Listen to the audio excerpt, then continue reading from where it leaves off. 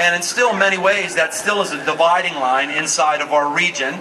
They're constantly competing for dollars, new business dollars. Who gets the businesses, the new developments? Is Northern Kentucky with the tax incentives, or the Cincinnati?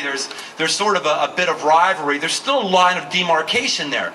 As I came across that river, I was reflecting on another river that was a line of demarcation in biblical times. It was called the River Jordan. River Jordan marked the end of all that was the known world for the nation of Israel. As they were going into the Promised Land, they had to cross over the Jordan River. Not only could it be a perilous flight or plight, but also it was a psychologically unnerving one. It marked the border of where nobody had ever been. Beyond here, there be dragons. And so now Joshua is the new leader. He is about to take the nation of Israel over into the Promised Land. And we see the words that come to him in the book of Joshua, chapter 1. And I thought we might just want to look at it for a moment. Joshua 1, verse 7.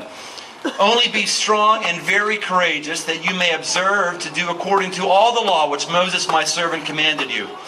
Do not turn from it from the right or to the left, that you may prosper wherever you go. The book of law shall not depart from your mouth, but you shall meditate on it day and night, that you may observe to do according to all that is written in it. For then you will make your way prosperous, and then you will have good success. Have I not commanded you? Be strong and of good courage. Do not be afraid, do not be dismayed, for the Lord your God is with you wherever you go. Yes, that's great. You know what? We all are in the midst of living out this mandate, being strong and courageous. You know, Turner Construction, other companies, there's not a lot of construction work around the region right now. Around the world, there isn't a lot. But there is in this little corner of the Cincinnati region because of our faithfulness, because our strength and our courage. We stood up and said, no, we're going forward. We're going forward and we're trying to reach more people and bless more people. And that's what multi-site is about. It's about going to where people are to reach and bless them. Jesus went to where we were. He came into our neighborhood. That's what John 1 verse 1 says in the Message translation. In the beginning was the Word was God, and the Word was with God. The Message translation says, God came and dwelt in our neighborhood. We come and dwell in the neighborhood of Northern Kentucky. We come and we cross the barriers of division. We come across a river and we actually say we want prosperity to come here. And not only just to start a new thing here in Northern Kentucky, we want to be a prosperous thing where we're united. We have locations in Mason, in Oakley, in Northern Kentucky, and more to come, because we want the body of Christ to be one. We want to have a cohesive team that is a blessing to people in South Africa, people in India, people in poverty here in our city. And that's what we're about here today. And we're going to pray blessings on all that happens inside of this building. We're going to walk around. We're going to have prayer walks. And we're going to really consecrate this as a place where God is taking us, and a place that God's going to use. But before we do, I'm going to hand over the reins of leadership to this site. And someone else is going to tell you what's going to happen. You know, Joshua actually took over the reins of leadership in the nation of Israel and from Moses. And I'm not giving over the reins of leadership, or God hasn't asked me to surrender the reins of leadership from all of Crossroads. But there are leaders that are rising up in our midst. They're taking on more significant responsibility. And one of these terms is called campus pastor. Campus pastor is somebody who has the responsibility to discern the vision that God has given for that local campus. The responsibility to have infrastructures that bless people, that build into people. The responsibility to be the first line of making sure the pastoral needs are met. The first line of making sure that each individual site of Crossroads is meeting the needs of that local area. And so I want to introduce to you today the campus pastor, your campus pastor, here in Northern Kentucky. He's one of our best and brightest. That's why we're excited that he said yes to this. He's got a long resume of success, prosperity and success, not just in the business world, which he did, but more specifically at Crossroads.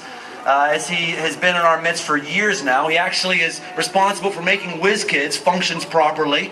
WizKids have been happening without a hiccup because of him. If you've ever gone to Go New Orleans, and you've noticed how well those operate, it's because of his leadership. And he and his wife actually have roots from a long time ago here in this area. And when we asked them to be campus pastor, we were excited when he said yes. I'm excited for you to meet your leader, your pastor. Please welcome Terry Phillips up onto our stage.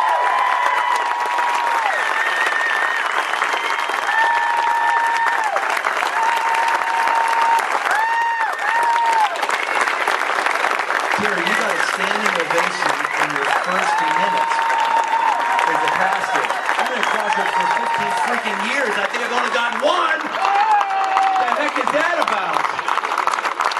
Awesome. This Crossroads and what God does is about so many different prongs. Faithful volunteers, faithful givers, the right facility, and also the right leadership. And so, Terry, talk to us about who you are, whatever you want to say. Lead us through what's happening today. Thanks, Brian. Is it a good day to be in Northern Kentucky or what? Yes. I'm going to come down and get a little closer here. I feel a little far away. I hope you guys know I could not be more excited to be on this journey with you guys. And part of what I want to share with you is that in 2001, my story goes that I found this church. Actually, my parents went and invited me. And I started going to this church. And it was the first time that I heard God's message in a way that I could really understand and apply in my life. I found this church where there was real community. And I got in a small group and I started to really share my life with guys and grow with guys. And it really impacted my life. It wasn't just on Sundays anymore. And I started going to this church where they didn't just talk about needs in the world, but they actually aggressively went out and chased needs and changed the world. In Africa, in New Orleans, in Cincinnati. And that church was called Crossroads. And I could not be more excited that that's happening here. And I am so thankful that in 1995, 11 people got together and said, we're not okay that our friends don't have a church home to go to. Our friends that maybe had given up on church but had not given up on God, we don't have a place to take them. And so they said, hey, you know what? We're going to make that place. We're going to work with God. We're going to trust that He's going to help us make that place. If 11 people could do that in 1995, what do you think hundreds of people, what do you think God could do through hundreds of people here on August 27th, 2011? What do you guys think?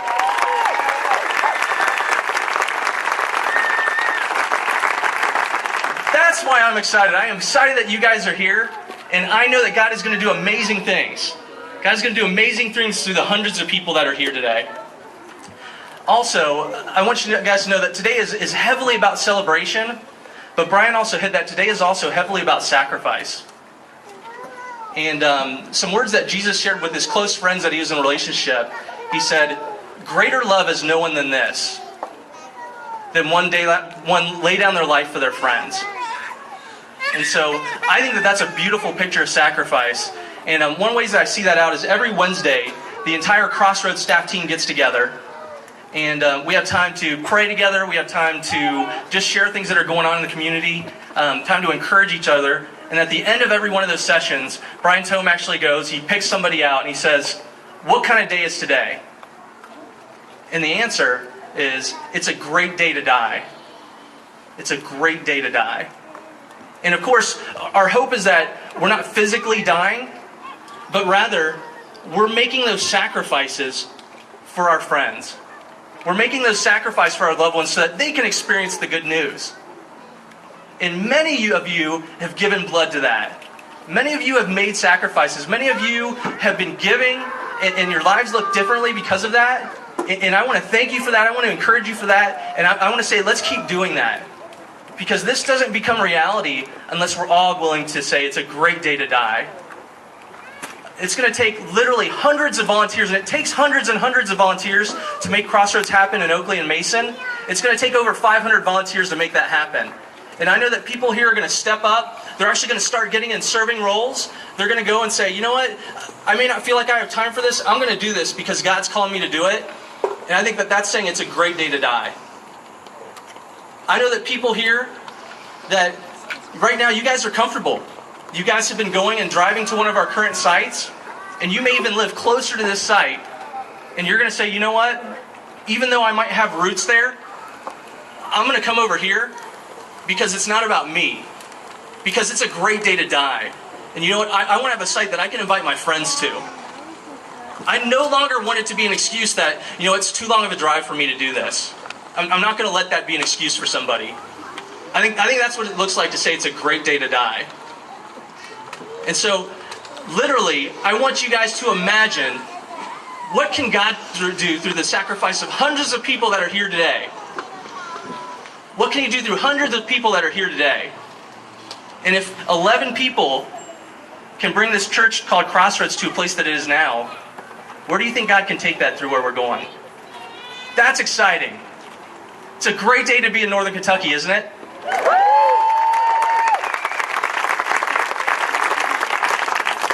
In just a minute, we are going to have a chance to go inside and see some of your new home. But I want to invite Robbie back up, and we're going to sing a song, God of the City. And what I really